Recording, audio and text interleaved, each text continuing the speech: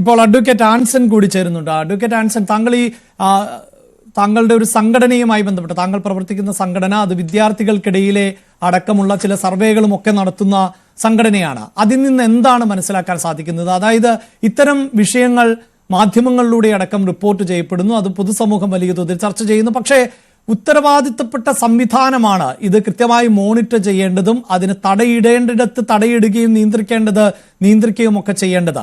കൃത്യമായി കുട്ടികൾക്കിടയിൽ വർദ്ധിച്ചു വരുന്ന അക്രമവാസന സംബന്ധിച്ച്, ലഹരി ഉപയോഗം സംബന്ധിച്ച്, ഈ ആൺകുട്ടികളും പെൺകുട്ടികളും തമ്മിലുള്ള അനാരോഗ്യകരമായ സൗഹൃദത്തെ സംബന്ധിച്ച്, സൗഹൃദത്തിന്റെ പേരിലുള്ള ചൂഷണത്തെ സംബന്ധിച്ചൊക്കെ കൃത്യമായ പഠനങ്ങൾ നടക്കുന്നുണ്ടോ? ആ പഠനങ്ങളുടെ അടിസ്ഥാനത്തിൽ തിരുത്തലുകൾക്ക് നമ്മുടെ സംവിധാനങ്ങൾ തയ്യാറായിട്ടുണ്ടോ?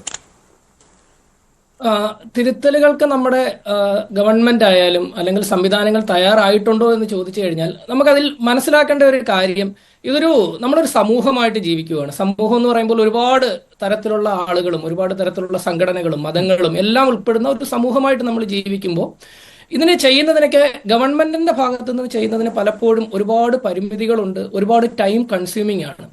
വളരെ പ്രോആക്റ്റീവ് ആയിട്ടുള്ള ഒരു വിദ്യാഭ്യാസ വകുപ്പാണ് ഉള്ളത് എന്നാണ് കേരളത്തിൽ. അത് ഏത് മന്ത്രിസഭയുടെ കാലഘട്ടത്തിലായാലും വളരെ പ്രോആക്റ്റീവ് ആയിട്ടുള്ള ഒരു വിദ്യാഭ്യാസ വകുപ്പാണ് കേരളത്തിൽ ഉള്ളത് എന്നാണ് ഞാൻ മനസ്സിലാക്കിയിട്ടുള്ളത്.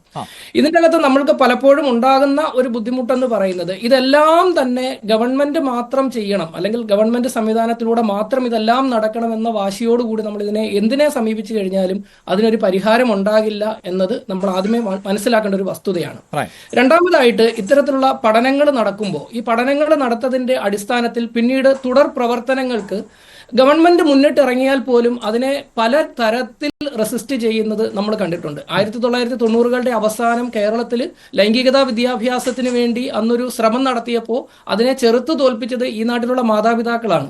പിന്നീട് 2000ങ്ങളുടെ പകുതിയിലും ഇതേ ശ്രമം നടത്തിയപ്പോൾ വീണ്ടും അതിനെ തോൽപ്പിച്ചത് നമ്മളൊക്കെ തന്നെയാണ്. നമ്മളെന്ന് വെച്ചാൽ നമ്മൾ അടങ്ങുന്ന ഒരു സമൂഹമാണ്. ഇതെല്ലാം ഇതിൻ്റെ അകത്ത് നമ്മൾ മനസ്സിലാക്കേണ്ട കാര്യമാണ്. ഇത് കേവലം ഒരു ലഹരിയിൽ മാത്രം ഒതുങ്ങുന്ന ഒരു പ്രശ്നമല്ല, അല്ലെങ്കിൽ സിനിമയിൽ മാത്രം ഒതുങ്ങുന്ന ഒരു പ്രശ്നമല്ല.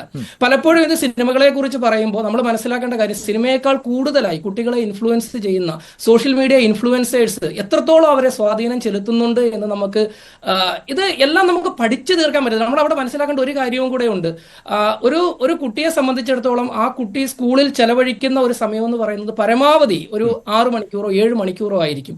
ഇതിനപ്പുറത്തുള്ള സമയത്ത് എത്രത്തോളം നമ്മൾ ഈ പറയുന്ന ഒരു സംവിധാനത്തിന് ഇതിൻ്റെ അകത്ത് ഇൻഫ്ലുവൻസ് ചെയ്യാൻ പറ്റും? ഇനി ഞങ്ങൾ നടത്തിയിട്ടുള്ള കുറച്ച് ക്യാമ്പയിനുകളുണ്ട്. ചെങ്ങാതി എന്ന് പറയുന്ന ഒരു ക്യാമ്പയിൻ നമ്മൾ തീരദേശ പ്രദേശത്തുള്ള ഏർലി അഡോളസെന്റ് ഏജിലുള്ള കൗമാരത്തിന് തൊട്ട് മുൻപുള്ള കാലഘട്ടത്തിലുള്ള കുട്ടികളുടെ ഇടയിൽ നടത്തിയിട്ടുള്ള ചില ഇന്റർവെൻഷൻസ് ഉണ്ട്.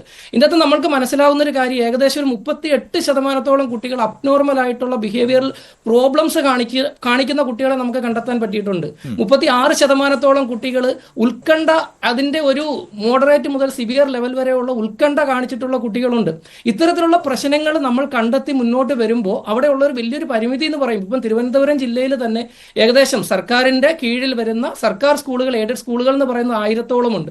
അതിനപ്പുറത്തേക്കുള്ള പ്രൈവറ്റ് സെക്ടറിലുള്ള സ്കൂളുകൾ ഏകദേശം 600-ഓളം ഉണ്ട്. ഈ 1600-ഓളം സ്കൂളുകൾ, അല്ലെങ്കിൽ നമ്മൾ ആദ്യം പറഞ്ഞ 1000 സ്കൂളുകൾ എടുക്കുമ്പോൾ 100-ൽ താഴെ സ്കൂളുകളിൽ മാത്രമാണ് നമുക്ക് സ്കൂൾ കൗൺസിലേഴ്സ് ഉള്ളത്. ഈ 1000 സ്കൂളിലും സ്കൂൾ കൗൺസിലേഴ്സിനെ അപ്പോയിന്റ് ചെയ്യുക എന്ന് പറയുന്ന ഒരു വലിയ ഭാരിച്ച സാമ്പത്തിക ബാധ്യത പലപ്പോഴും ഗവൺമെന്റുകൾക്ക് എടുക്കാൻ പറ്റണമെന്നില്ല.